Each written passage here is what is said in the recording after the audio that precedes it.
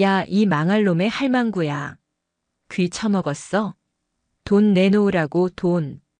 비릿한 바다 냄새와 달콤하고 고소한 음식 냄새가 뒤섞인 부산 남포동 포장마차 거리. 흥겨운 웃음소리와 정겨운 대화가 흐르던 금요일 밤의 공기를 찢는 것은 날카롭고 저속한 고성이었다. 소리의 진원지는 거리 한가운데 수십 년째 한자리를 지키고 있는 작은 포장마차 순자네였다.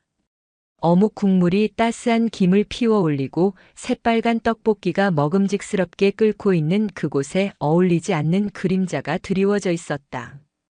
짧게 깎은 머리에 온몸에 문신을 한 거구의 사내, 황태식과 그 옆에서 비열하게 웃고 있는 빼빼 마른 김철수.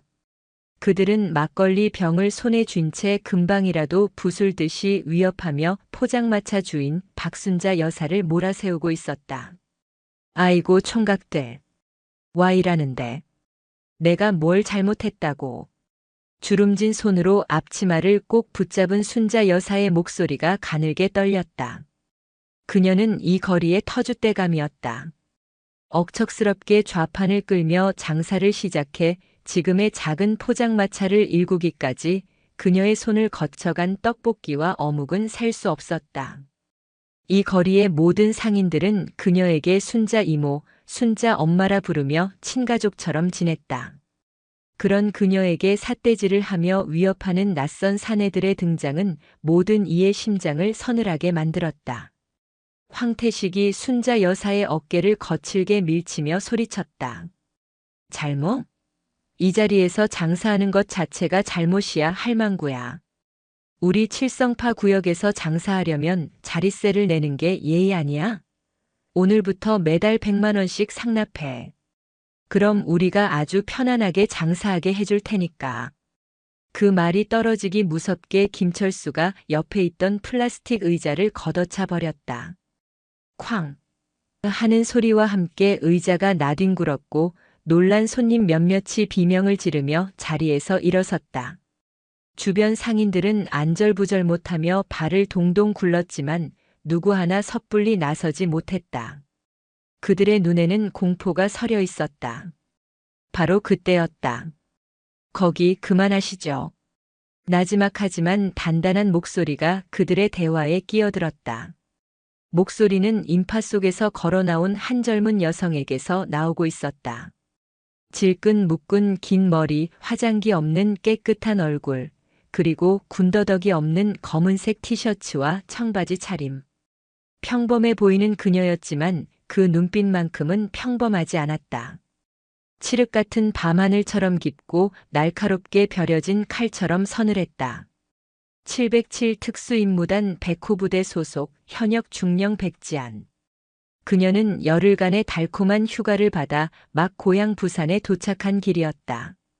특수전 사령부의 경례 구호인 단결을 외치며 경기도 이천의 부대 문을 나선 지 불과 몇 시간 되지 않았다. 어머니의 장사 마칠 시간에 맞춰 조용히 모시러 왔건만 눈앞에 펼쳐진 풍경은 그녀의 피를 차갑게 식혔다. 황태식은 갓잔 타는 듯 콧방귀를 뀌며 지안을 위아래로 훑었다. 뭐야, 이 계집애는? 우리 지금 바쁘거든. 꺼져. 제 어머니께 무례하게 구는 걸 멈추라는 말입니다. 지안의 목소리에는 한치의 흔들림도 없었다. 어머니? 아, 저 할망구가 내 어미였어? 잘 됐네. 어미 교육 똑바로 안 시킨 값을 딸내미가 대신 치러야지. 너도 여기서 같이 장사하고 싶으면 몸이라도 팔아서 돈 만들어 와. 황태식의 입에서 더러운 말이 쏟아져 나왔다. 그 순간 지안의 눈빛이 미세하게 변했다. 평상심을 유지하려 애쓰던 감정의 수면에 작은 파문이 이는 듯했다. 마지막 경고입니다. 지금 당장 집기 부순 것 사과하고 여기서 떠나십시오. 그럼 조용히 넘어갈 수 있습니다. 경고. 하. 인연이 지금 누굴 가르치려 들어. 인내심이 바닥난 황태식이 소리치며 손에 들고 있던 막걸리 병을 지안의 머리를 향해 내리치려 휘둘렀다. 주변에서 짧은 비명이 터져 나왔다. 순자 여사는 안 돼. 라고 외치며 딸의 앞을 막아서려 했다. 하지만 그 모든 것은 기우였다. 막걸리 병이 지안의 정수리에 닿기 직전 그녀의 몸이 물 흐르듯 움직였다. 황태식의 육중한 몸이 허공으로 날아드는 막걸리 병의 궤적을 따라 앞으로 쏠리는 순간 지안은 반보 앞으로 파고들었다. 그녀의 오른손이 번개처럼 뻗어나가 황태식의 손목을 감아쥐었다. 악! 둔탁한 소리와 함께 황태식의 손목 관절이 기이한 각도로 꺾였다. 그의 손에서 막걸리 병이 힘없이 떨어져 바닥에 부딪혔고 쨍그랑 소리를 내며 산산조각 났다. 지아는 거기서 멈추지 않았다. 꺾은 팔을 그대로 이용해 거구의 몸을 지렛대처럼 들어 올린 뒤 땅바닥에 그대로 매다 꽂았다. 쿵! 비명조차 지를 틈이 없었다. 황태식은 바닥에 큰 대자로 뻗어 흰자위를 드러내며 잠시 정신을 잃었다. 순식간에 벌어진 일에 김철수는 물론 주변의 모든 사람들이 입을 다물지 못했다. 이 미친년이. 상황 파악을 마친 김철수가 욕설을 내뱉으며 지안에게 달려들었다.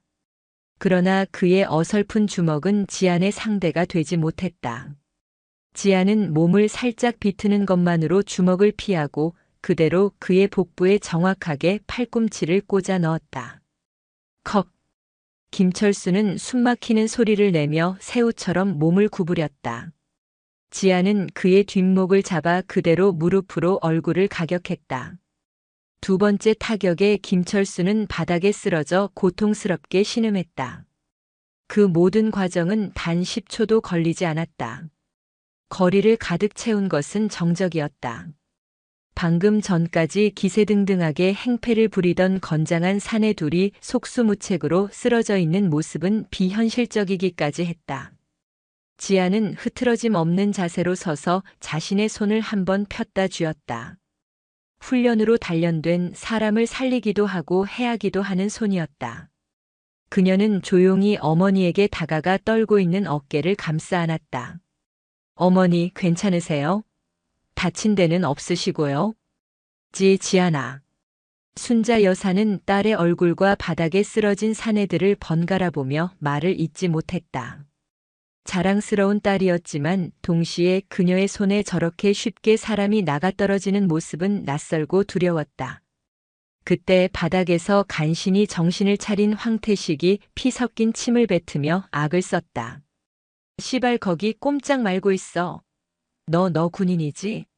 군인이 민간인 폭행하면 어떻게 되는지 알아? 내가 당장 경찰 부르고 변호사 불러서 내 군복 벗겨줄 테니까. 두고 봐. 그의 말은 비수처럼 지안의 가슴에 날아와 박혔다. 군인 신분. 휴가 중 민간인과의 폭력 사건. 아무리 정당방위라 하더라도 절차는 복잡하고 결과는 예측할 수 없었다. 그녀의 완벽했던 군 생활에 오점이 생길 수도 있는 최악의 상황이었다. 주변 상인들의 웅성거림이 불안하게 퍼져나갔다. 지아는 어머니를 등 뒤로 숨긴 채 다가올 더 큰 폭풍을 예감하며 조용히 숨을 골랐다. 남포동의 밤은 이제 막 시작되고 있었다. 요란한 사이렌 소리가 남포동 밤거리를 갈랐다. 신고를 받고 출동한 경찰차 2대가 포장마차 거리에 멈춰 서자 구경꾼들은 슬금슬금 자리를 피하기 시작했다. 곧이어 차에서 내린 경찰관 4명이 상황을 파악하기 위해 인파를 헤치고 들어왔다. 전부 꼼짝 마세요. 경찰입니다. 무슨 일입니까? 젊은 순경 하나가 소리치자 바닥에 쓰러져 있던 황태식이 기다렸다는 듯이 신음하며 손을 들었다. 경찰 아저씨. 여기요 여기. 저 미친 여자가 우리를 폭행했어요. 황태식은 김철수를 부축해 일으키는 척하며 일부러 다리를 절고 얼굴에 상처를 과장되게 문질렀다. 김철수는 코피를 흘리며 엄살을 부렸다. 순식간에 그들은 사회적 약자를 괴롭히다 응징당한 가해자에서 영문도 모른 채 폭행당한 피해자로 둔갑했다. 경찰들의 시선이 자연스럽게 백지안에게로 향했다. 그녀는 여전히 어머니를 등 뒤에 세운 채 미동도 없이 서 있었다.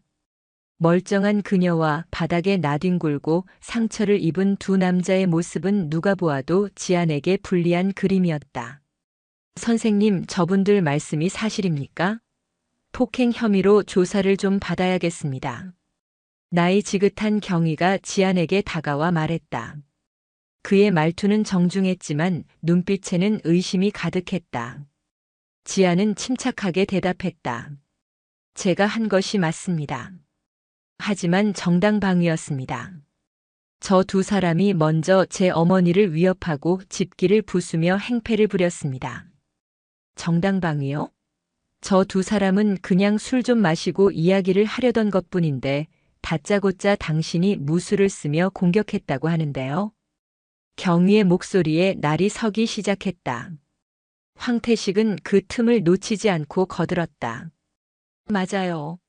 저 여자 완전 무술 유단자인가 봐요. 우리가 그냥 자리세 문제로 좋게 이야기 좀 하려는데 갑자기 달려들어서 사람을 이렇게 만들어 놨다고요. 아, 내 팔. 팔 부러진 것 같아. 병원부터 가야겠어. 주변 상인들은 진실을 알고 있었지만 누구 하나 입을 떼지 못했다. 칠성파. 부산 토박이라면 모를 수 없는 이름이었다. 그들의 보복이 두려웠다. 지금 나서서 증언했다가 나중에 어떤 험한 꼴을 당할지 아무도 장담할 수 없었다. 그저 불안한 눈빛으로 서로의 눈치만 살필 뿐이었다. 상황이 완전히 불리하게 돌아가고 있었다. 지아는 잠시 눈을 감았다. 군인에게 가장 치명적인 것은 불명예였다. 자신의 명예뿐 아니라 자신이 속한 부대와 군 전체의 명예에 흠집을 낼 수 있었다. 십수년간 목숨처럼 지켜온 군인으로서의 자부심이 한순간에 무너질 위기였다. 어머니, 걱정 마세요. 제가 다 해결할게요. 지아는 뒤에 있는 어머니의 손을 꼭 잡으며 속삭였다. 그녀의 목소리는 떨리지 않았지만 순자 여사는 딸의 손이 차갑게 식어 있음을 느낄 수 있었다. 경위가 지안에게 수갑을 꺼내 보이며 말했다. 일단 경찰서까지 같이 가주시죠. 폭행 현행범으로 체포하겠습니다. 묵비권을 행사할 수 있고 변호사를 선임할 권리가 있니. 잠깐만요. 경찰관 양반. 그때 얼어붙었던 침묵을 깨고 한 명의 목소리가 터져나왔다. 순잔의 포장마차 바로 옆에서 튀김 장사를 하는 정아 이모였다. 그녀는 잔뜩 겁에 질린 얼굴이었지만 무언가 결심한 듯 앞으로 나섰다. 저 사람들 말이 다 거짓말입니다. 저 양아치들이 먼저 와서 순자 언니한테 행패 부리고 돈 내놓으라고 협박하고 의자까지 걷어찼어요. 우리가 다 봤어요. 그녀의 용기 있는 외침은 기폭제가 되었다. 여기저기서 망설이던 상인들의 목소리가 하나둘씩 터져 나오기 시작했다. 맞아요. 우리가 증인이에요. 저 아가씨는 어머니 구하려고 그런 거예요. 저 조폭들 전부터 시장 돌면서 돈 뜯어가는 놈들이라고요. 상황은 순식간에 반전되었다. 당황한 것은 황태식과 김철수 그리고 경찰들이었다. 경위는 잠시 머뭇거리다가 주변을 둘러보았다. 수십 명의 상인들이 모두 한 목소리로 지안의 편을 들고 있었다. 할망구들이 단체로 미쳤나? 너희들 나중에 어떻게 되려고 이래? 황태식이 버럭 소리를 질렀지만 한 번 터져나온 용기의 목소리는 잦아들지 않았다. 혹시 이 주변에 CCTV 있습니까? 지안이 침착하게 물었다. 그녀의 질문에 젊은 순경이 주변을 둘러보다가 한 건물을 가리켰다. 아, 저기 상가 건물 모퉁이에 방범용 카메라가 하나 있습니다. 모든 이의 시선이 그곳으로 향했다. 사건이 벌어진 장소를 정확하게 비추고 있을 법한 위치였다. 황태식과 김철수의 얼굴이 하얗게 질렸다. 그들은 미처 CCTV의 존재까지는 생각하지 못했던 것이다. 경위는 즉시 무전으로 CCTV 영상 확보를 지시했다. 그리고 황태식과 김철수를 향해 싸늘하게 말했다. 당신들 무고 및 공갈 협박 혐의가 추가될 수 있겠군. 일단 당신들부터 경찰서로 가지. 상황은 그것으로 일단락되는 듯 했다. 지아는 체포될 위기에서 벗어났지만 표정은 여전히 굳어 있었다. 경찰서에 가서 조사를 받아야 하는 것은 변함없는 사실이었다. 따님도 참고인 자격으로 잠시 동행해 주셔야겠습니다. 신분증 좀 보여주시겠습니까? 지아는 잠시 망설이다가 품에서 신분증을 꺼내 건넸다. 군인 신분증이었다. 신분증을 받아든 경위의 눈이 커졌다. 육군 중령 백지안. 소속 707 특수임무단. 경위는 믿을 수 없다는 듯 신분증과 지안의 얼굴을 여러 번 번갈아 보았다. 가녀려 보이는 이 여성이 대한민국 최정예 특수부대의 현역 장교라니. 그것도 중령. 어지간한 경찰서의 서장보다도 높은 계급이었다. 그제야 그는 그녀의 비범한 움직임과 침착함이 어디서 나왔는지 이해할 수 있었다. 단결. 중령 백지안입니다. 지안의 짧은 자기소개의 경위는 자기도 모르게 허리를 폈다. 사건은 이제 단순한 폭행 시비가 아니었다. 특수부대 장교가 연루된 그리고 조직폭력배의 상습적인 자릿세 갈취가 얽힌 복잡한 사건으로 비화되고 있었다. 지아는 어머니의 손을 한 번 더 꽉 잡아들인 뒤 경찰차를 향해 걸어갔다. 그녀의 등 뒤로 남포동의 상인들이 걱정과 응원이 뒤섞인 눈빛으로 그녀를 지켜보고 있었다. 그들의 작은 용기가 만들어낸 이 반전이 과연 어떤 결과를 가져올지 아직은 아무도 알 수 없었다. 부산 진경찰서의 조사실은 차가운 형광등 불빛과 퀴퀴한 냄새로 가득했다. 백지아는 담담한 표정으로 의자에 앉아 있었다. 맞은편에는 베테랑 형사로 보이는 김진우 팀장이 앉아 그녀가 작성한 진술서를 꼼꼼히 읽어내려가고 있었다. 백중령님, 진술서 내용은 잘 읽었습니다. 현장 CCTV 영상도 확보해서 확인했습니다. 중령님의 말씀대로 정당방위 요건은 충분히 성립될 것으로 보입니다. 오히려 저 황태식, 김철수 두 놈은 상습 공갈, 협박, 폭행, 영업방해에 무고죄까지 추가해서 구속영장 신청 들어갈 겁니다. 김 팀장의 말에 지아는 짧게 고개를 끄덕였다. 수고 많으십니다. 혹시 제가 부대로 복귀하는 데 문제가 생길 수도 있습니까? 그것이 가장 큰 걱정이었다. 군인은 민간인 관련 사건에 연루되는 것 자체를 극도로 꺼린다. 설령 무혐의로 결론이 나더라도 지휘계통에 보고되고 징계위원회가 열리는 등 번거롭고 불명예스러운 절차를 거쳐야 할 수도 있었다. 김 팀장은 쓴웃음을 지으며 말했다. 그 부분은 걱정 마십시오. 이 사건은 명백히 저 조폭놈들이 원인 제공을 했고 오히려 중령님 덕분에 남포동 상인들의 수건을 해결할 실마리를 잡았습니다. 저희 서장님께서도 중령님의 신원을 확인하시고는 군에 괜한 누를 끼치지 않도록 최대한 협조하라고 지시하셨습니다. 정식으로 협조 공문 보내서 불이익 없도록 조치하겠습니다. 감사합니다. 지아는 비로소 안도의 한숨을 내쉬었다. 조사를 마치고 경찰서 밖으로 나오자 새벽의 차가운 공기가 그녀를 맞았다. 밖에서는 어머니 박순자 여사와 정아 이모를 비롯한 몇몇 상인들이 밤새 그녀를 기다리고 있었다. 지아나, 괜찮나? 어머니가 달려와 딸의 손을 잡았다. 그녀의 눈가는 붉게 충혈되어 있었다. 어머니, 다 괜찮아요. 이제 집에 가요. 지아는 애써 미소 지으며 어머니를 안심시켰다. 택시를 타고 집으로 돌아오는 길 창밖으로 부산의 야경이 빠르게 스쳐 지나갔다. 어머니는 지안의 손을 놓지 않은 채 한숨을 쉬었다. 다 나 때문이야. 내가 괜히 장사를 해서 우리 딸 고생시키고. 어머니, 그런 말씀 마세요. 어머니는 제 자랑이에요. 자갈치 시장 근처의 낡은 아파트. 그녀가 어릴 적부터 살아온 집은 세월의 흔적을 고스란히 간직하고 있었다. 지아는 피곤한 몸을 이끌고 방으로 들어와 침대에 걸터 앉았다. 군복 대신 평상복을 입은 자신의 모습이 어색하게 느껴졌다. 그녀는 왜 군인이 되었을까? 문득 떠오른 생각에 지아는 잠시 회상에 잠겼다. 기억은 십수년 전 아직 교복을 입고 있던 여고생 시절로 거슬러 올라갔다. 그날도 오늘처럼 비릿한 바다 냄새가 나는 날이었다. 학교를 마치고 어머니의 포장마차로 가던 길 골목 어귀에서 몇몇 불량배들이 한 학생을 괴롭히는 것을 목격했다. 그들은 학생의 돈을 빼앗고 저항하지 못하도록 위협하고 있었다. 지아는 두려웠다. 그냥 지나치고 싶었다. 하지만 발걸음이 떨어지지 않았다. 그때의 그녀는 지금처럼 단련된 군인이 아니었다. 그저 힘없는 여학생일 뿐이었다. 결국 그녀는 아무것도 하지 못하고 그 자리를 지나쳤다.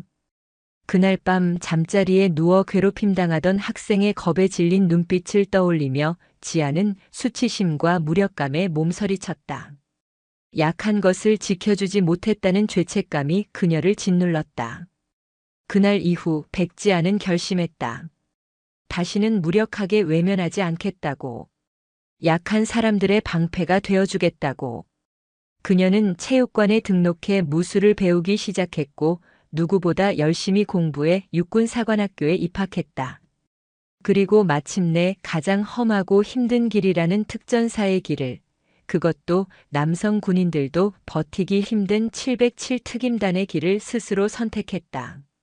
언제나 자신을 채찍질하며 한계에 도전했다. 그녀를 버티게 한 것은 보호해야 할 존재에 대한 책임감이었다. 그리고 그 책임감의 가장 근원에는 평생을 꾸준 일마다 않고 자신을 키워낸 어머니가 있었다. 오늘 밤 그녀는 어머니를 지켰다. 과거에 무력했던 소녀가 아니었다. 하지만 마음 한구석은 여전히 무거웠다. 어머니가 평생을 바친 삶의 터전이 그런 무법지대였다는 사실에 대한 분노, 그리고 그런 상황이 되도록 무심했던 자신에 대한 자책감이 뒤섞였다. 단순히 저 불량배 2명을 처리하는 걸로 끝날 문제가 아니다. 저들의 뒤에 있는 조직, 그리고 이 거리의 상인들을 상습적으로 괴롭혀온 구조적인 문제를 해결해야 한다. 지안의 눈빛이 다시 군인의 그것으로 돌아왔다. 그녀의 휴가는 이제 단순한 휴식이 아니었다. 그녀에게는 새로운 임무가 주어졌다. 다음 날 아침 지안은 김진우 팀장에게 전화를 걸었다. 김 팀장님, 백지안입니다.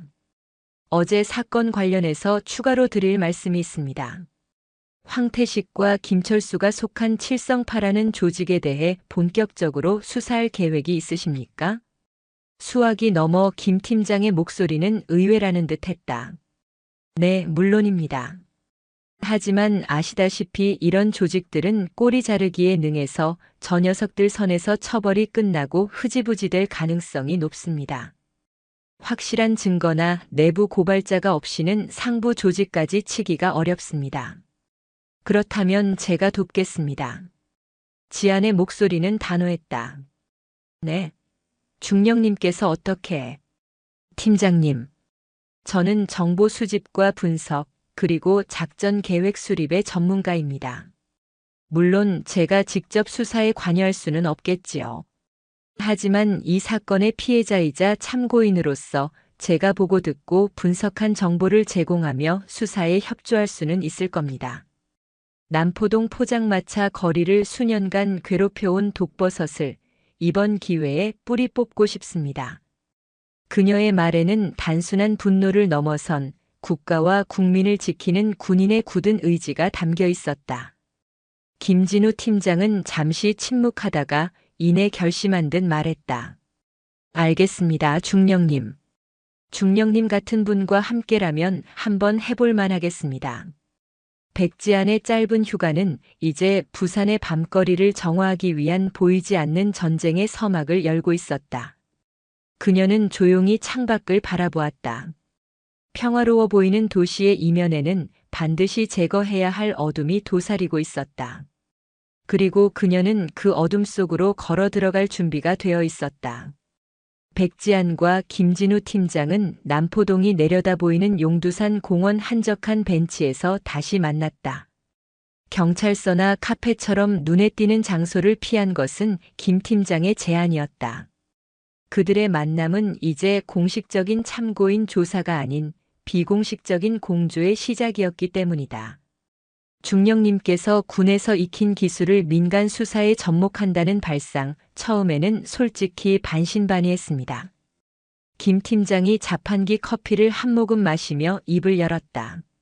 하지만 곰곰이 생각해보니 저희가 놓치고 있는 부분을 정확히 짚어주실 수도 있겠다는 생각이 들더군요.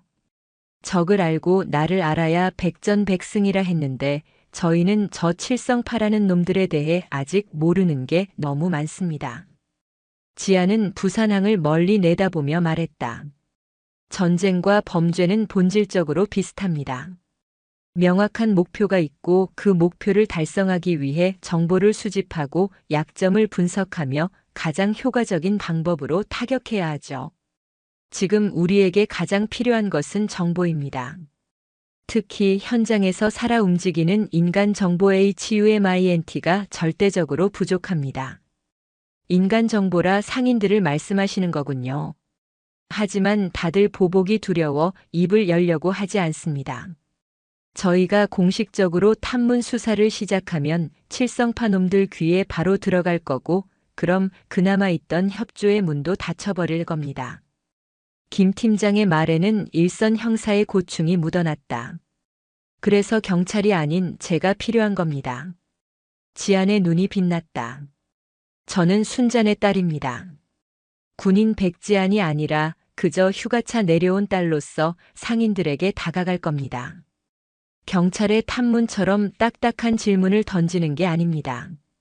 함께 어묵 국물을 마시고 장사 힘든 얘기를 나누면서 자연스럽게 그들의 고충을 듣는 거죠.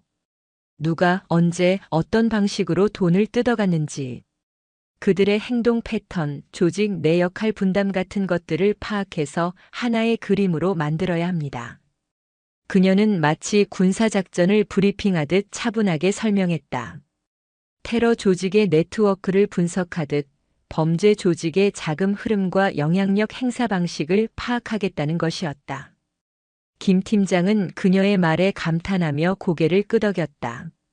그날 오후부터 지안의 조용한 임무가 시작되었다. 그녀는 어머니의 포장마차 일을 도우며 자연스럽게 상인들과 어울렸다. 처음에는 어색해하던 상인들도 묵묵히 뜨거운 어묵꼬치를 꿰고 떡볶이 판을 저으며 땀 흘리는 그녀의 모습에 조금씩 마음을 열기 시작했다. 아이고 지안이. 중령님이라 해서 억수로 무서운 사람인 줄 알았더니 그냥 우리 순자 언니 딸이네. 정아 이모가 웃으며 지안의 어깨를 두드렸다. 사실은 말이야, 저놈들 한두 번 온 게 아니야. 몇 년 전부터 그랬어. 처음에는 몇만 원 수준이었는데 점점 대담해져서 나중에는 아예 월급처럼 받아갔다니까. 그녀의 말이 신호탄이 된 듯 다른 상인들도 하나둘씩 겪었던 일들을 털어놓기 시작했다. 맞아. 황태식이 그놈은 행동대장 같은 거고 진짜 무서운 놈은 따로 있어. 한 과일 노점상 주인이 목소리를 낮추며 말했다. 한 달에 한 번씩 아주 점잖게 차려입은 놈이 와서 돈을 걷어가. 우리는 그놈을 윤 실장이라고 불러. 그놈은 욕 한마디 주먹질 한 번 안 해. 근데 그 눈빛이 사람 피를 말린다니까. 윤 실장. 새로운 이름의 등장이었다. 지아는 그 이름을 머릿속에 새겼다. 황태식과 김철수는 전형적인 삼류 양아치였지만 이 윤 실장이라는 인물은 뭔가 달랐다. 조직의 중간 관리급 이상일 가능성이 높았다. 지아는 상인들의 증언을 조각난 퍼즐처럼 맞추어 나갔다. 윤 실장은 매월 마지막 주 수요일 저녁에 나타난다. 각 구역의 상인들에게서 상납금을 직접 수금하며 장부가 아닌 태블릿 PC 같은 것을 사용한다. 폭력을 쓰진 않지만 그의 방문 이후 말을 듣지 않는 상점은 어김없이 우연한 사고를 당했다. 누군가 유리창을 깨고 도망가거나 갑자기 식자재 납품이 끊기는 시기였다. 그녀는 밤마다 수첩에 그날 얻은 정보들을 기록했다. 상인들의 관계도, 칠성파의 수금 경로, 핵심 인물들의 특징. 마치 적진의 지도를 그리듯 남포동 밤거리를 둘러싼 보이지 않는 착취의 네트워크가 서서히 모습을 드러내고 있었다. 정보는 김 팀장에게 비밀리에 전달되었고 경찰은 지안이 제공한 정보를 바탕으로 외곽에서부터 조용히 수사망을 좁혀 들어갔다. 며칠이 지난 평온한 저녁이었다. 지안이 어머니와 함께 마감 정리를 하고 있을 때였다. 고급스러운 검은색 세단 한 대가 포장마차 앞에 조용히 멈춰 섰다. 차에서 내린 것은 깔끔한 정장 차림에 30 중반쯤으로 보이는 남자였다. 그는 값비싼 시계를 차고 있었고 머리에는 포마드를 발라 단정하게 넘겼다. 조폭이라기보다는 대기업의 엘리트 사원 같은 인상이었다. 하지만 그의 눈빛은 뱀처럼 차갑고 냉정했다. 박순자 여사님 되십니까? 남자가 부드러운 목소리로 물었다. 누구신데? 순자 여사가 긴장한 목소리로 되물었다. 남자는 지안을 한번 쓱 쳐다보더니 가볍게 고개를 숙이며 말했다. 저는 윤태영 실장이라고 합니다. 며칠 전 저희 어린애들이 와서 큰 실수를 저질렀다고 들었습니다. 제대로 교육을 시키지 못한 제 불찰입니다. 정말 죄송합니다. 윤 실장. 그가 바로 상인들이 말하던 그 남자였다. 그는 품에서 두툼한 현금 봉투를 꺼내 순자 여사에게 내밀었다. 이건 부서진 집기값과 어머님의 정신적 피해에 대한 작은 보상입니다. 받아주십시오. 지안이 앞으로 나서며 그의 손을 막았다. 됐습니다.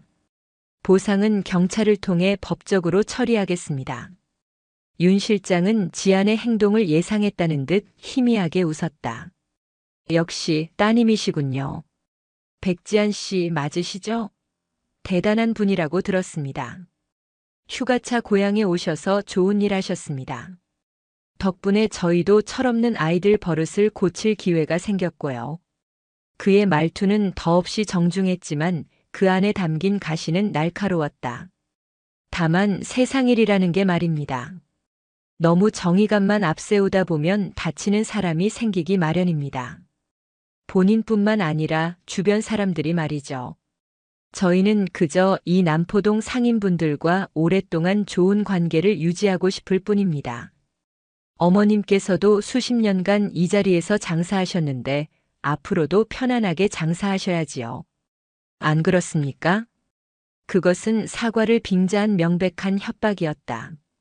더 이상 이를 키우지 마라. 그렇지 않으면 당신 어머니가 무사하지 못할 것이다. 그의 눈이 그렇게 말하고 있었다. 내 딸한테 무슨 말버릇이야. 당장 안 가. 순자 여사가 소리쳤지만 윤 실장은 아랑곳하지 않고 지안만을 빤히 쳐다보았다. 지안은 그의 시선을 피하지 않고 차갑게 말했다. 좋은 관계요? 일방적인 착취를 좋은 관계라고 부르진 않죠. 당신들이 말하는 편안함을 위해 내는 돈이 우리 상인들 피와 땀이라는 건 압니까? 돌아가서 당신들 윗선에 전하십시오. 순자네 딸이 이 남포동의 기생충 같은 놈들 전부 다 박멸하기 전에는 절대 가만히 있지 않겠다고. 지안의 목소리는 강철처럼 단단했다.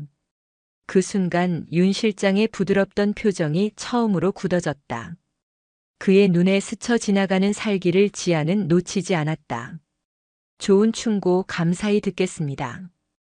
윤 실장은 짧게 말하고는 몸을 돌려 차에 올라탔다. 검은색 세단은 소리 없이 밤속으로 사라졌다. 그가 떠난 자리에 무거운 침묵이 내려앉았다. 어머니의 얼굴은 사색이 되어 있었다. 주변에서 곁눈질로 상황을 지켜보던 상인들의 얼굴에도 공포가 가득했다.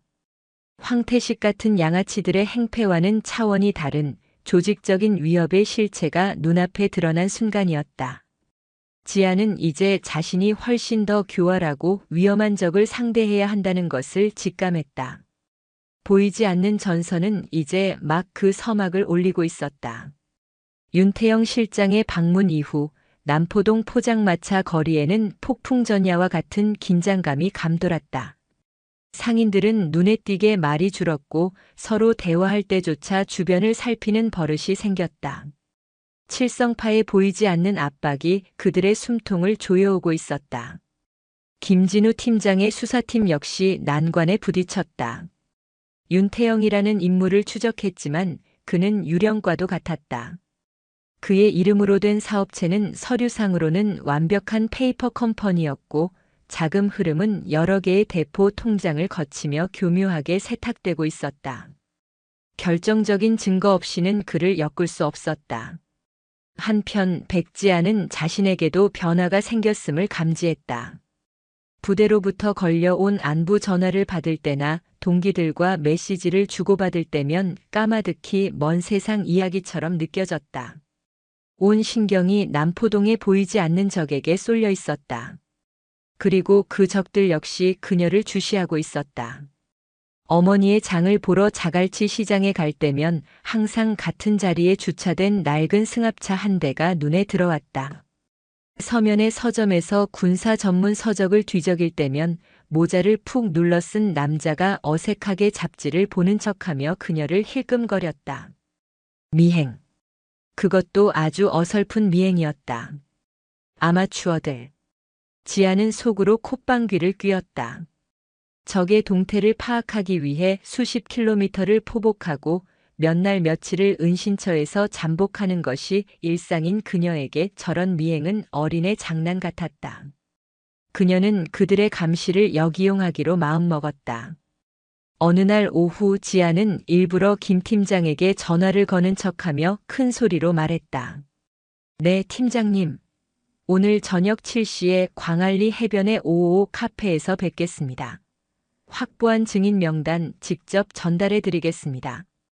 당연히 그녀를 감시하던 칠성파 조직원들의 귀에 그 내용이 들어갔다. 그날 저녁 지안이 약속 장소로 향하는 동안 서너 명의 조직원들이 분주하게 움직이며 그녀를 뒤따랐다.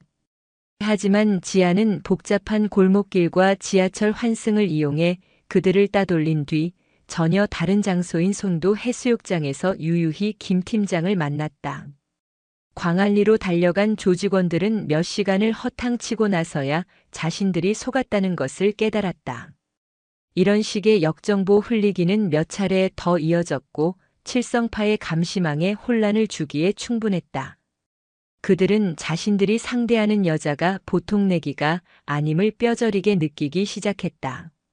하지만 이런 심리전만으로는 상황을 타개할 수 없었다. 결정적인 한방, 즉 그들의 범죄를 입증할 물증이 필요했다. 그리고 그 물증은 오직 상인들의 손에 있었다.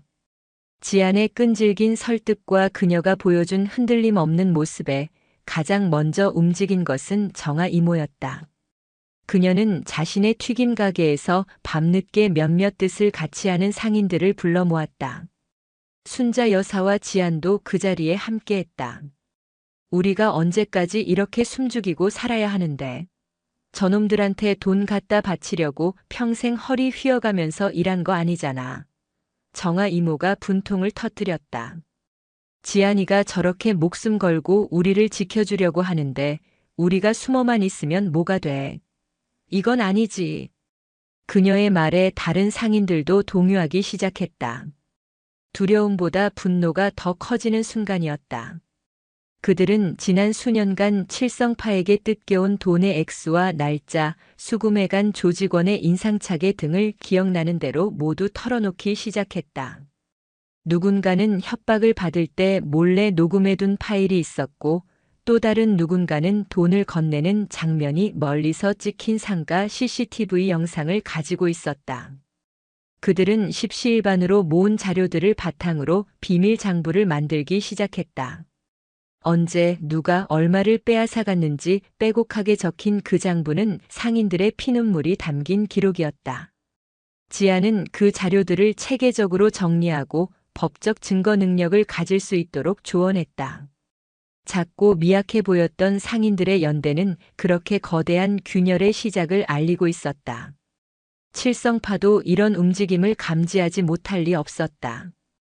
윤 실장은 지안을 직접 건드리는 것이 위험 부담이 크다고 판단하고 더 비열한 방법을 선택했다.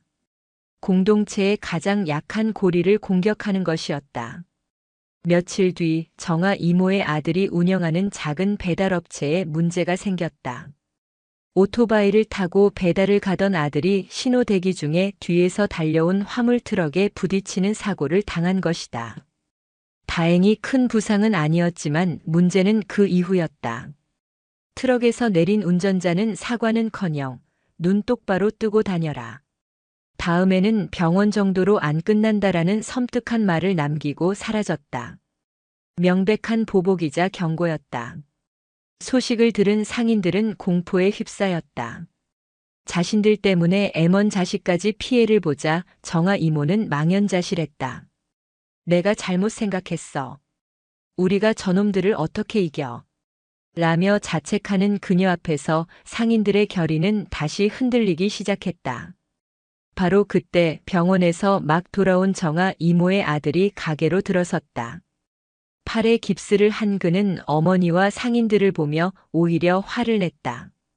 어머니, 지금 포기하시게요?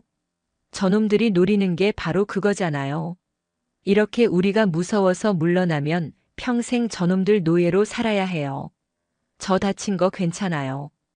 이까짓 거 저놈들 싹 다 감방에 쳐넣을 수만 있다면 몇 번이라도 부딪힐 수 있어요.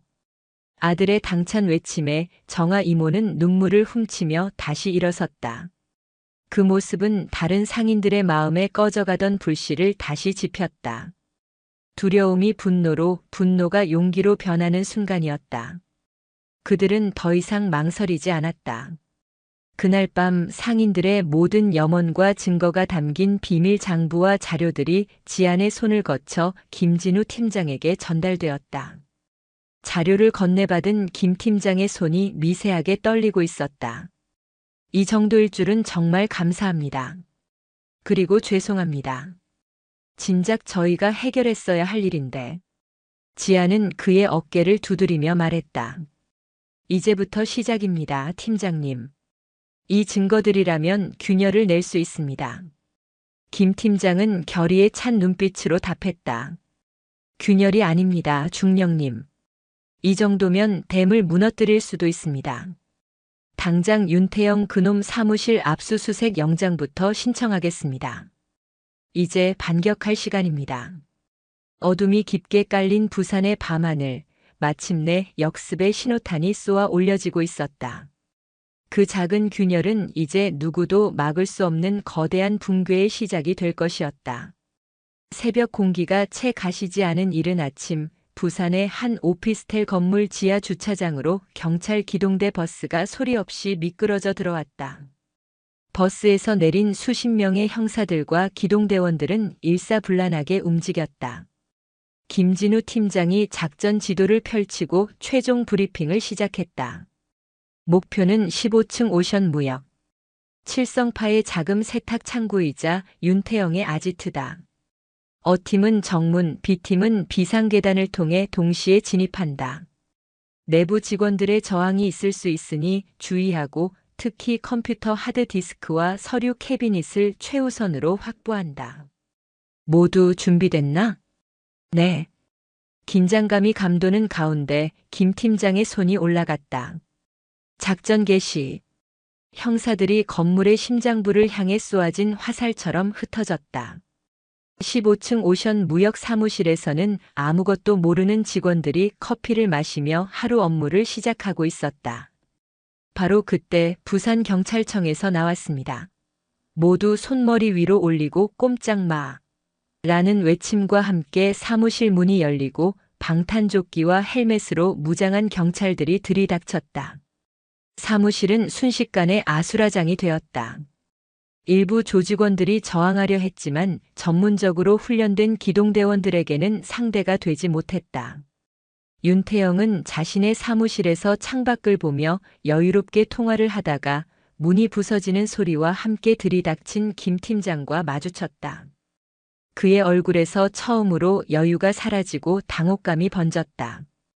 윤태영 씨, 공갈, 협박, 범죄단체 조직 및 활동 혐의로 체포합니다. 변호사를 선임할 수 있기. 이건 뭐야?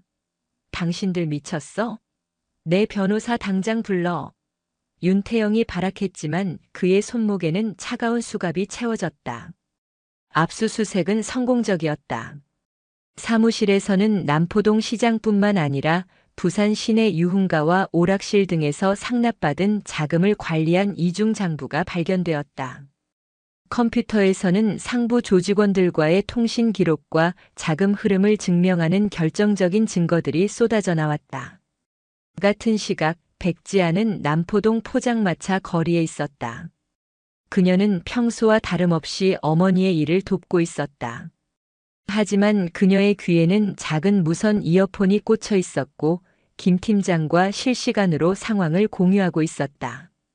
압수수색 성공과 윤태영 체포 소식을 전해 들은 그녀는 잠시 눈을 감고 안도의 한숨을 내쉬었다. 그녀의 존재는 불안에 떨던 상인들에게 그 자체로 안정제였다. 지아나, 정말 괜찮은 거 맞나? 저놈들이 가만히 있지 않을 텐데. 걱정하는 순자 여사의 말에 지아는 미소 지으며 대답했다. 이제 저들은 우리를 신경 쓸 여유가 없을 겁니다, 어머니.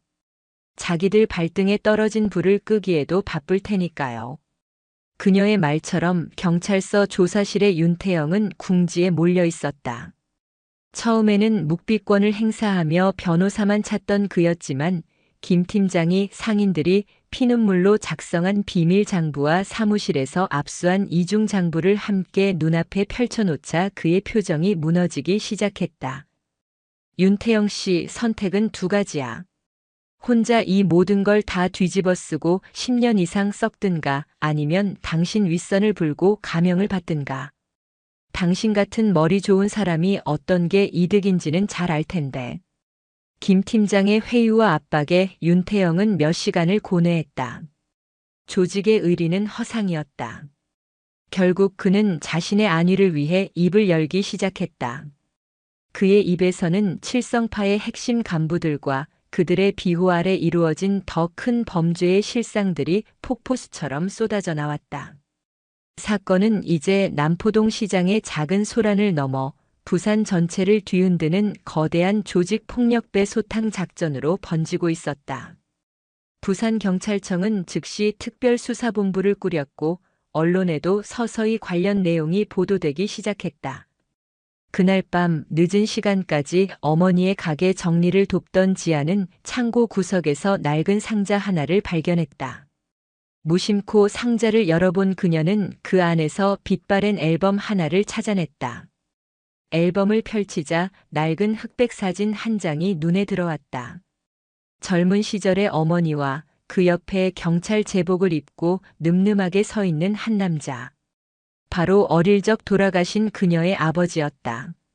어머니, 이 사진은? 아, 내 아버지 젊을 때구나. 저 때가 아마 너 가지기 바로 전이었을 거야. 순자 여사는 사진을 보며 아련한 미소를 지었다. 아버지는 어떻게 돌아가셨던 거죠? 너무 어릴 때라 기억이 잘 나지 않아요. 지안의 질문에 어머니는 잠시 창밖을 바라보았다. 내 아빠 참 바보같이 정의로운 사람이었지. 그때도 지금처럼 부산의 조폭놈들이 설쳐대던 시절이었어. 내 아빠가 맡은 구역시장 상인들을 그렇게 괴롭혔다더구나. 그걸 뿌리 뽑겠다고 밤낮 없이 뛰어다니다가 결국 어머니는 말을 잇지 못했다. 하지만 지아는 모든 것을 이해할 수 있었다. 아버지는 자신과 같은 싸움을 하고 있었다. 이 도시의 어둠 속에서 평범한 사람들을 지키기 위해 싸우다가 순직한 것이었다. 자신은 그저 어머니를 지키기 위해 시작했을 뿐인데 어느새 아버지의 길을 좇고 있었다. 뜨거운 무언가가 가슴 깊은 곳에서부터 차올랐다. 이 싸움은 이제 단순히 어머니와 상인들을 위한 것을 넘어 아버지가 끝마치지 못한 임무를 완수해야 한다는 숙명적인 의미를 갖게 되었다. 그때 그녀의 휴대전화가 진동했다. 김진우 팀장이었다. 그의 목소리는 평소보다 훨씬 무겁고 진지했다. 백중령님, 일이 생각보다 훨씬 커졌습니다. 윤태영이가 윗선을 전부 불었습니다. 칠성파의 진짜 실세, 저들이 회장님이라고 부르는 놈의 존재까지 확인됐습니다. 문제는 그쪽에서도 이 모든 일의 시작에 군인 딸이 있다는 걸 알아챘다는 겁니다. 회장이라는 놈이 길길이 날뛰고 있답니다. 중령님, 이제부터는 정말 조심하셔야 합니다. 이건 단순한 조폭 소탕이 아닙니다. 전쟁입니다. 수화기를 내려놓은 지아는 굳은 표정으로 밤의 도시를 응시했다. 휴가는 끝났다. 아니, 처음부터 휴가 같은 것은 없었는지도 모른다. 아버지가 지키려 했던 이 도시, 그리고 어머니가 삶을 일궈온 이 거리에서 그녀는 군인으로서, 그리고 딸로서 피할 수 없는 마지막 싸움을 준비해야 했다. 역습의 서막은 올랐지만 진짜 전쟁은 이제부터 시작이었다. 부산의 밤은 깊고 그 어둠보다 더 짙은 그림자가 도시의 정점에서 꿈틀거리고 있었다. 해운대 마린시티의 가장 높은 펜트하우스, 통유리 너머로 광안대교의 야경이 보석처럼 펼쳐진 그곳에 칠성파의 실질적인 지배자 최진철 회장이 있었다. 그는 50대 후반이었지만 꾸준한 관리로 다져진 몸과 흐트러짐 없는 자세에서는 나이를 가늠하기 어려웠다. 와인 잔을 든 그의 손에는 흉터 하나 없었지만 그 손짓 하나에 수많은 사람의 운명이 갈렸다. 그의 앞에는 오른팔인 조규성 부장이 고개를 숙인 채 서 있었다. 윤태영이 입을 열었습니다. 저희 쪽 변호사 접견도 거부하고 검찰 조사에 적극적으로 협조하겠다는 의사를 밝혔다고 합니다. 최진철은 와인을 한 모금 마시고는 야경을 향해 나지막이 말했다. 사람을 너무 믿으면 안 된다는 교훈을 그 비싼 돈 들여 감방에 가서야 깨닫는 녀석이구나. 어리석어. 그의 목소리는 분노나 초조함 대신 지루한 연극을 보는 듯한 권태로움이 묻어났다. 그래서 이 모든 소란의 시작이 군인 계집의 하나 때문이라고. 네, 회장님. 707특임단 소속 현역 중령 백지안. 남포동 순잔의 포장마차 딸입니다. 윤 실장도 그 계집애 때문에 경찰에 넘어간 것으로 보입니다. 최진철은 잠시 눈을 감았다. 백지안. 낯익은 성씨였다. 그의 기억 속 깊은 곳, 오래된 서랍장을 여는 것처럼 희미한 과거의 편린이 떠올랐다. 20여 년 전 자신들의 사업에 사사건건 발목을 잡던 끈질긴 형사. 자신들의 뒤를 봐주던 윗선들조차 쩔쩔매게 만들었던 고집불통. 그의 이름도 백으로 시작했다. 조 부장. 네, 회장님. 시끄러운 개는 몽둥이가 약이지. 그런데 저건 그냥 개가 아니라 훈련받은 사냥개 같구나. 사냥개는 목줄을 쥐고 있는 주인을 물어야 정신을 차리는 법이다. 최진철의 눈이 번뜩였다. 어미를 건드려라. 아주 조용하고 깔끔하게. 실수처럼 보이도록. 딸내미가 제 발로 부산을 떠나 평생을 죄책감 속에 살도록 만들어. 그게 그 계집애에게 줄 수 있는 가장 큰 고통일 게다. 알겠습니다, 회장님. 조 부장은 그림자처럼 물러났다. 펜트하우스에는 다시 정적이 흘렀다. 최진철은 와인 잔을 내려놓고 도시의 불빛을 향해 경멸 어린 미소를 지었다. 그에게 부산은 거대한 장기판이었고 백지아는 잠시 흥을 돋우는 예상 밖의 말일 뿐이었다. 한편 남포동 포장마차 거리에는 조심스러운 활기가 돌았다. 윤 실장의 구속 소식은 상인들에게 가뭄의 단비와도 같았다. 그들은 밤마다 순잔의 포장마차에 모여들어 술잔을 기울였다. 화제의 중심은 당연히 백지안이었다. 그녀는 상인들에게 단순한 영웅을 넘어 수호신과도 같은 존재가 되어가고 있었다. 우리 지안이 중령님 아니었으면 우리는 평생 저놈들한테 돈이나 바치면서 살았을 거야. 맞아. 지안이가 우리 다 살린 거야. 상인들의 칭송과 감사가 이어질수록 지안의 마음은 오히려 무거워졌다. 자신이 주목받을수록 적의 표적이 될 위험은 더욱 커지고 그 화살은 가장 약한 고리인 어머니에게 향할 수 있다는 것을 그녀는 본능적으로 알고 있었다. 아버지의 죽음에 대한 의혹은 그녀를 더욱 채찍질했다. 그녀는 김진우 팀장의 도움을 받아 부산경찰청 자료실에서 아버지, 고 백상현 경사의 사건 파일을 열람할 수 있었다. 먼지 쌓인 서류 뭉치 속에는 아버지의 고뇌와 열정이 고스란히 담겨 있었다. 당시 칠성파의 전신이었던 신칠성파의 자금 흐름을 끈질기게 추적하며 조직의 배후에 있는 지역 유지와 정치인들의 커넥션까지 거의 밝혀낸 상태였다. 그의 수사 보고서 마지막 장은 이렇게 쓰여 있었다. 최종 타격 목표 최진철. 단순한 행동대장이 아님. 조직의 두뇌이자 차세대 실세. 그를 잡아야 신칠성파의 허리를 끊을 수 있다. 그리고 그 보고서가 작성된 지 일주일 뒤 아버지는 비 오는 국도에서 음주운전 트럭에 받쳐 사망했다. 공식적인 사인은 교통사고. 하지만 이제 와서 보니 그 죽음은 너무나 시의적절했다. 지아는 떨리는 손으로 아버지의 동료 수사관 명단을 확인했다. 대부분이 퇴직하거나 다른 지역으로 전출 갔고 단 한 명만이 부산에 남아 있었다. 아버지의 파트너였던 박철민 씨였다. 수소문 끝에 찾아간 박철민 씨는 항구 근처에서 작은 낚시용품점을 운영하며 쇠락한 노년을 보내고 있었다. 그는 백상현 경사의 딸이라는 지안의 말에 경계심 가득한 눈으로 그녀를 쳐다볼 뿐이었다. 옛날 이야기에서 뭐합니까? 다 지난 일인데. 아버지는 사고로 돌아가신 게 아니죠? 최진철, 그놈들 짓이죠? 지안의 단도직입적인 질문에 박철민의 눈빛이 흔들렸다. 그는 한숨을 쉬며 가게 문을 닫고 지안을 안으로 들였다. 백 형사 당신 아버지 보통 사람이 아니었어. 아무도 못 건드리는 성역에 칼을 들이댔지. 그때 최진철이는 지금처럼 회장님 소리 듣는 거물이 아니었어. 그냥 제일 독하고 제일 잔인한 핏덩어리였지. 그런데 그놈 머리가 비상했어. 다른 놈들이 주먹으로 돈 뜯을 때 그놈은 돈으로 주먹을 사고 권력을 샀지. 그는 담배에 불을 붙이며 말을 이었다.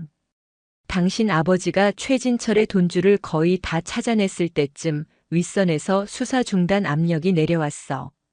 그래도 백 형사는 포기 안 했지. 혼자서라도 밀어붙이려 했어. 그리고 얼마 안 가서 그 사고가 났지. 증거 없었어. 그놈들은 흔적을 남기는 아마추어들이 아니야. 뼈를 부러뜨리는 게 아니라 사람의 존재 자체를 지워버리는 놈들이라고. 그러니까 아가씨, 더는 파고들지 마. 당신 아버지처럼 될 수 있어. 노 형사의 충고는 섬뜩한 경고였다. 지아는 무거운 마음으로 낚시용품점을 나섰다. 최진철이라는 적은 상상 이상으로 거대하고 뿌리 깊은 존재였다. 그날 밤 생각에 잠겨 집으로 돌아오던 택시 안에서였다. 한적한 해안도로를 달리고 있을 때 지안의 온몸의 감각이 비상신호를 보냈다. 백미러를 통해 뒤따라오던 거대한 덤프트럭 한 대가 갑자기 속도를 높이며 중앙선을 넘어 그들이 탄 택시를 향해 돌진하고 있었다. 그 움직임은 음주나 졸음운전의 비틀거림이 아니었다. 명확한 의도를 가진 사냥감의 숨통을 끊으려는 포식자의 움직임이었다. 아저씨, 피해. 지안의 외침과 동시에 트럭의 거대한 헤드라이트 불빛이 택시 전체를 집어삼켰다. 끼익 하는 날카로운 마찰음과 함께 모든 것이 하얗게 번져나갔다. 아버지의 마지막 순간이 이런 모습이었을까? 등골을 타고 서늘한 죽음의 그림자가 기어오르고 있었다. 쾅! 세상이 뒤집히는 듯한 굉음과 함께 택시는 종이장처럼 구겨지며 가드레일을 들이받았다. 충격으로 차 안의 모든 것이 무중력 상태처럼 떠올랐다가 처박혔다. 백지아는 반사적으로 몸을 웅크리고 머리를 감싸 충격을 최소화했다. 안전벨트가 터질 듯 몸을 조였고 에어백이 터지며 시야를 가렸다. 화약 냄새와 타이어 타는 냄새가 코를 찔렀다. 몇 초간의 정적. 지아는 고통을 호소하는 온몸의 근육을 무시한 채 상황을 파악했다. 아저씨, 정신 차리세요. 운전석의 기사는 피를 흘리며 신음하고 있었다. 다행히 의식은 있었다. 지아는 안전벨트를 풀고 찌그러진 문틈으로 비집고 나왔다. 그녀의 이마에서는 피가 흘러내렸지만 눈빛은 전장에서 적을 마주한 특수요원의 그것처럼 차갑게 빛났다. 덤프트럭은 몇 미터 앞에 멈춰 서 있었다.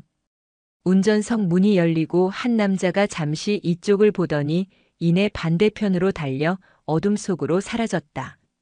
지아는 그 짧은 순간 남자의 인상착의와 트럭 측면에 희미하게 그려진 상호명을 놓치지 않았다.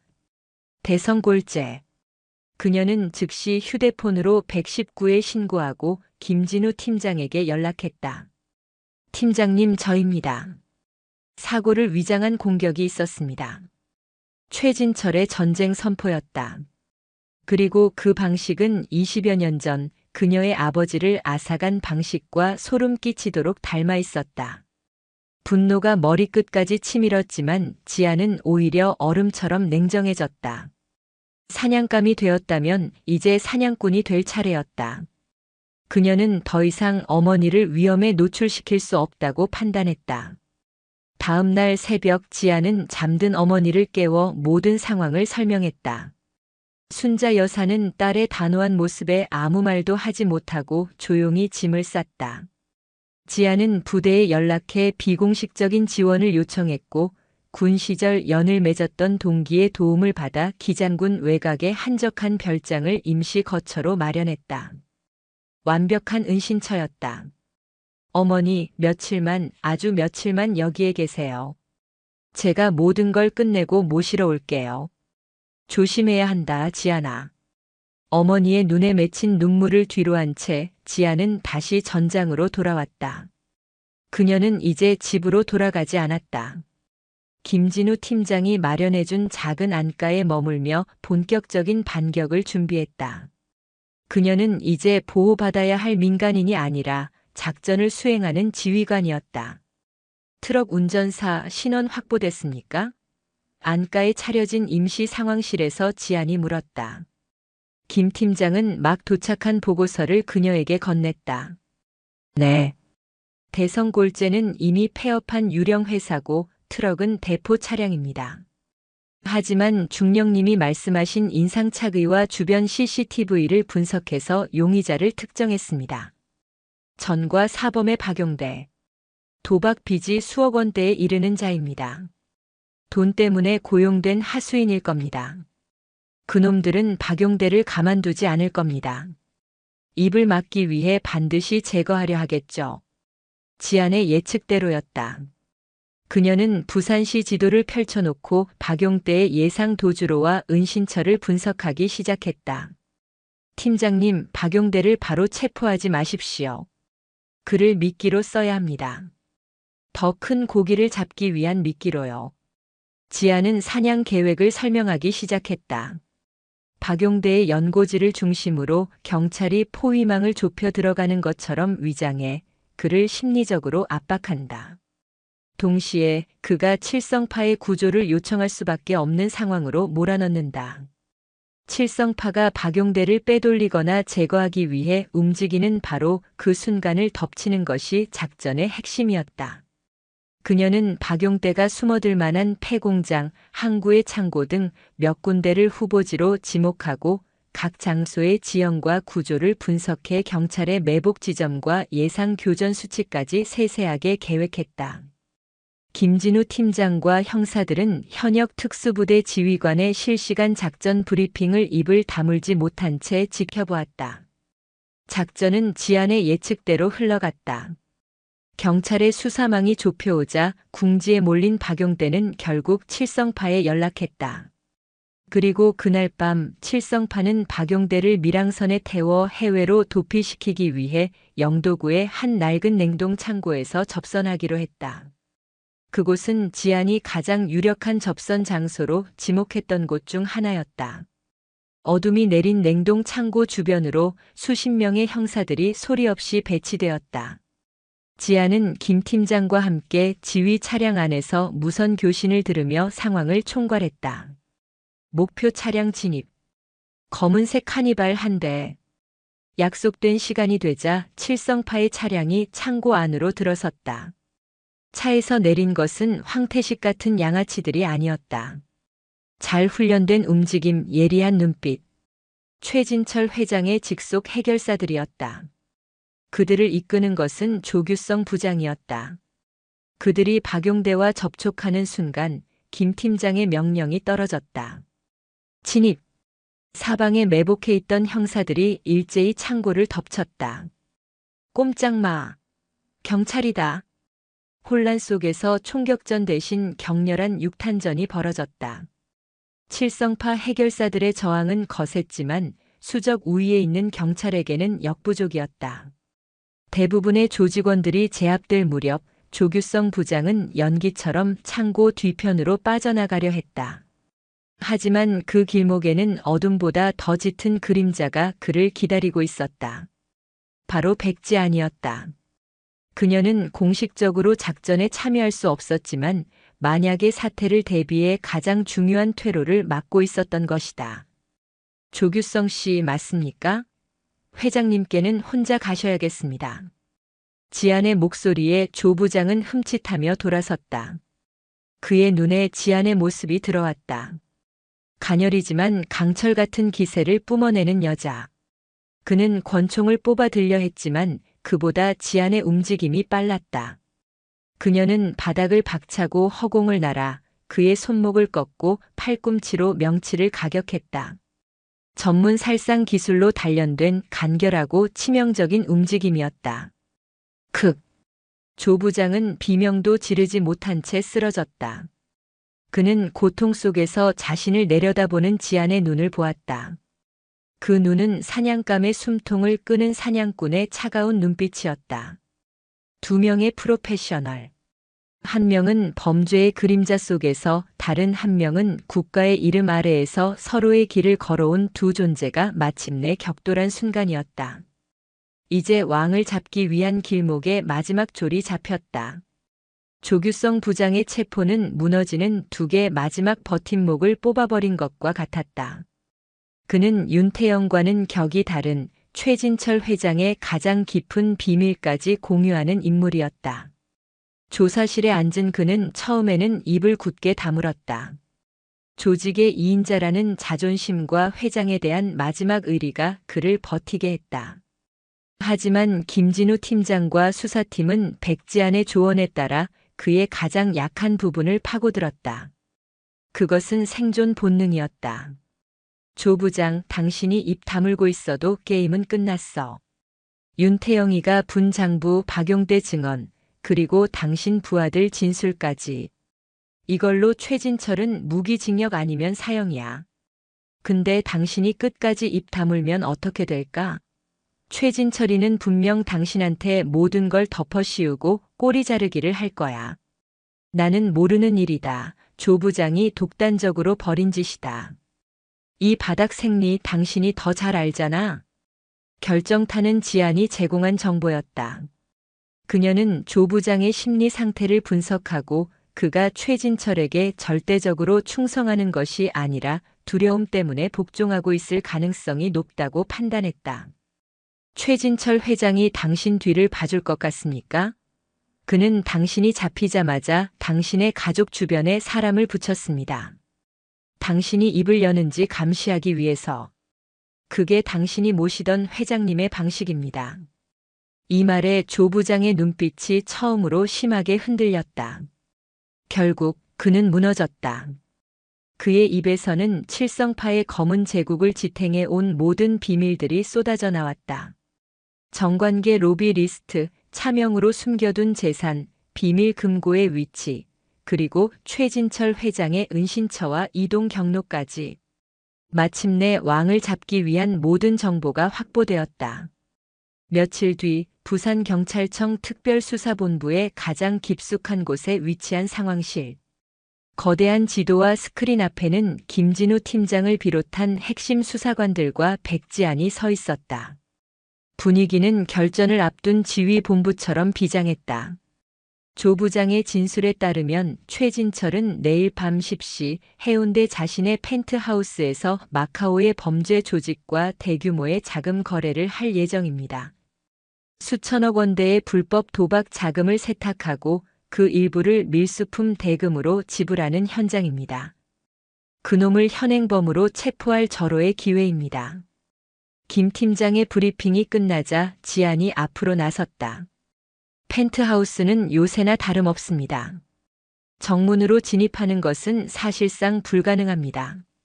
모든 통로에는 감시 카메라와 조직원들이 배치되어 있을 겁니다. 하지만 조 부장의 진술에 따르면 단 하나의 사각지대가 존재합니다.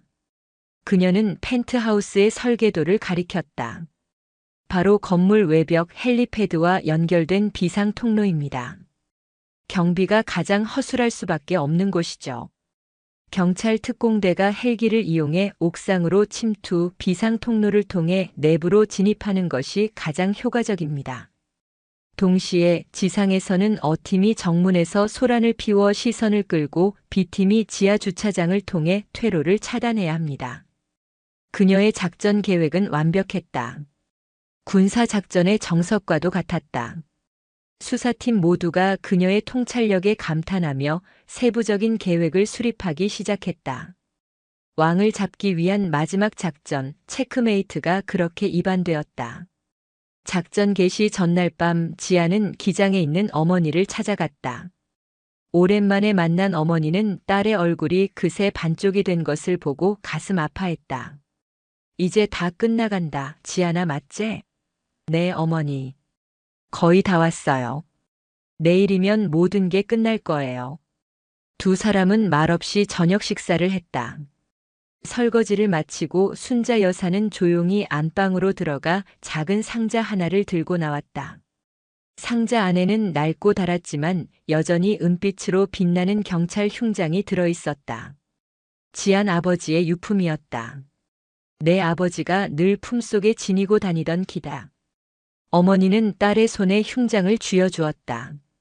이게 너를 지켜줄 끼다. 가서 내 아버지가 끝내지 못한 일 마무리 지어라. 우리 딸, 엄마는 너를 믿는다. 아버지의 차가운 흉장이 손 안에서 점차 따뜻해져 왔다. 그 온기는 단순한 금속의 온도가 아니었다. 아버지가 평생을 바쳐 지키려 했던 정의에 대한 열망, 그리고 어머니의 간절한 사랑이 담긴 온도였다.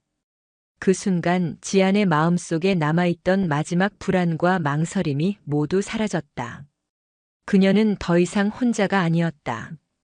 아버지의 의지가, 어머니의 사랑이 그녀와 함께하고 있었다. 다음 날 밤 부산의 하늘에는 비가 내리고 있었다. 작전 개시 시각 수십 대의 경찰 차량이 어둠을 가르며 해운대로 향했다. 지아는 방탄조끼를 입고 김 팀장과 함께 지휘 차량에 탑승했다. 그녀는 공식적인 공격조는 아니었지만 이 작전의 두뇌이자 심장이었다. 차량의 모니터에는 헬기에서 내려다보는 펜트하우스의 실시간 영상이 떠 있었다. 빗줄기 속에서 찬란하게 빛나는 도시의 야경. 하지만 그 화려함의 정점에는 도시를 병들게 하는 거대한 암덩어리가 도사리고 있었다. 특공대 옥상 진입 준비 완료. A, B팀 각 위치 준비 완료. 무전기를 타고 긴박한 보고가 이어졌다. 지아는 아버지의 흉장을 굳게 움켜쥐었다. 그녀의 눈은 모니터 속 목표 지점에 고정되어 있었다. 길고 길었던 싸움의 종지부를 찍을 시간이 다가오고 있었다. 작전 개시. 김 팀장의 명령과 함께 거대한 폭풍이 마침내 도시의 심장을 향해 휘몰아치기 시작했다. 왕을 향한 마지막 걸음이 시작된 것이다. 칠흑 같은 밤하늘을 찢으며 경찰 특공대를 태운 헬기가 맹렬한 비바람을 뚫고 해운대의 가장 높은 건물 상공에 도달했다. 프로펠러가 만들어내는 거대한 바람이 빗줄기를 채찍처럼 후려쳤다. 로프 하나에 목숨을 건 흑복의 대원들이 소리 없이 펜트하우스 옥상 헬리패드로 하강하기 시작했다. 그들의 움직임은 한치의 오차도 없는 정밀 기계와 같았다. 동시에 건물 1층 로비에서 요란한 경보음과 함께 큰 소동이 벌어졌다. 위장한 형사들이 조직원들과 시비를 벌이며 아수라장을 만든 것이다. 최진철의 경호팀과 조직원들의 시선이 온통 1층으로 쏠린 그 순간 옥상에 침투한 특공대는 백지안이 지목했던 비상 통로의 잠금 장치를 녹여내고 있었다. 돌파 3초 전, 쾅 하는 파열음과 함께 펜트하우스의 가장 견고한 벽이 무너져 내렸다. 섬광탄과 최루탄이 연이어 터지며 호화롭던 연회장은 순식간에 지옥도로 변했다. 테이블 위에는 수백억 원대의 돈다발과 마약, 밀수품들이 어지럽게 널려 있었다. 비명과 고함이 뒤섞이고 마카오에서 온 범죄 조직원들과 칠성파 간부들은 혼비백산하여 흩어졌다. 움직이면 쏜다. 모두 손머리 위로 올려. 경찰 특공대는 훈련받은 대로 일사불란하게 내부를 장악해 나갔다. 저항하던 몇몇 조직원들은 순식간에 제압당했다. 모든 것이 계획대로였다. 하지만 단 한 사람, 이 제국의 왕인 최진철의 모습이 보이지 않았다. 김진우 팀장은 지휘 차량에서 다급하게 외쳤다. 회장실 확인. 퇴로 차단조 정신 바짝 차려. 바로 그때 지안이 모니터를 응시하며 나지막이 말했다. 서재 쪽입니다. 설계도상 서재 책장 뒤에 외부 엘리베이터로 통하는 비밀 통로가 있습니다. 최진철은 지안의 예측대로였다. 그는 소란이 시작되자마자 조금의 망설임도 없이 서재로 향했다. 그는 패닉에 빠진 부하들을 버리고 혼자만의 탈출로로 향하는 중이었다.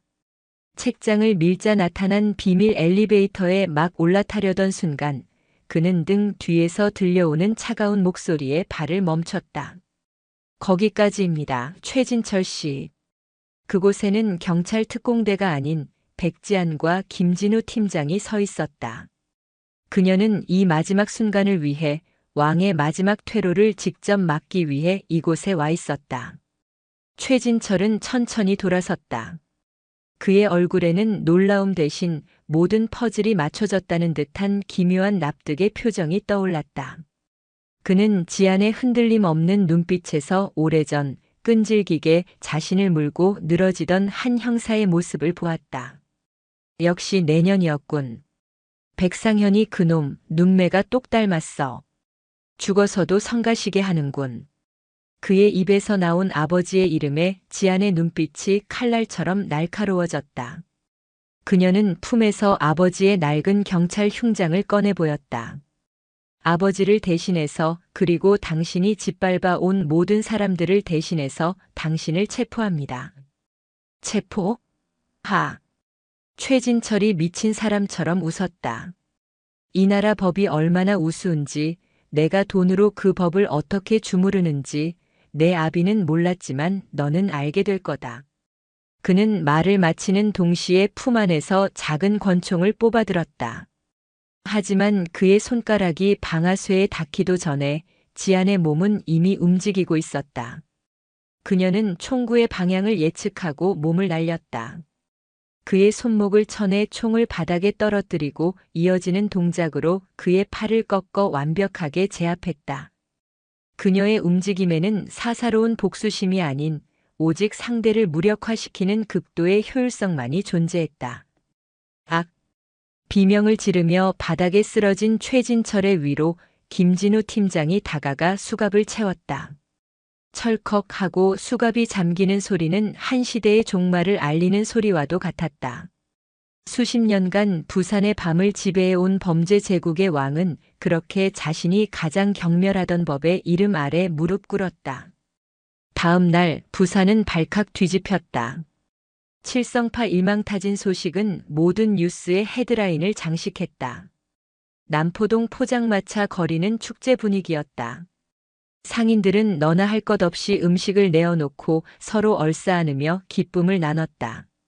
그 중심에는 다시 문을 연 순잔의 포장마차와 묵묵히 어묵 국물을 접고 있는 백지안, 그리고 환하게 웃는 박순자 여사가 있었다. 며칠 뒤 죗값을 치르고 나온 황태식과 김철수가 쭈뼛거리며 순잔의 포장마차 앞에 나타났다. 잔뜩 겁먹고 주눅이 든 그들은 예전의 기세는 온데간데 없었다. 그들은 순자 여사와 지안 앞에 깊이 고개를 숙였다. 정말 잘못했습니다, 할머니. 저희가 죽을 죄를 지었습니다. 그들은 진심으로 사죄하고 그날부터 한동안 말없이 포장마차 주변의 굳은 일을 도맡아 하며 속죄의 시간을 보냈다. 어느덧 지안의 길었던 휴가가 끝나고 부대로 복귀해야 할 날이 왔다. 부산역 플랫폼에는 어머니와 김진우 팀장이 그녀를 배웅하기 위해 나와 있었다. 중령님 덕분에 부산이 아주 깨끗해졌습니다. 김 팀장이 거수 경례를 하며 말했다. 중령님은 단순히 범죄자를 잡는 것을 도운 게 아닙니다.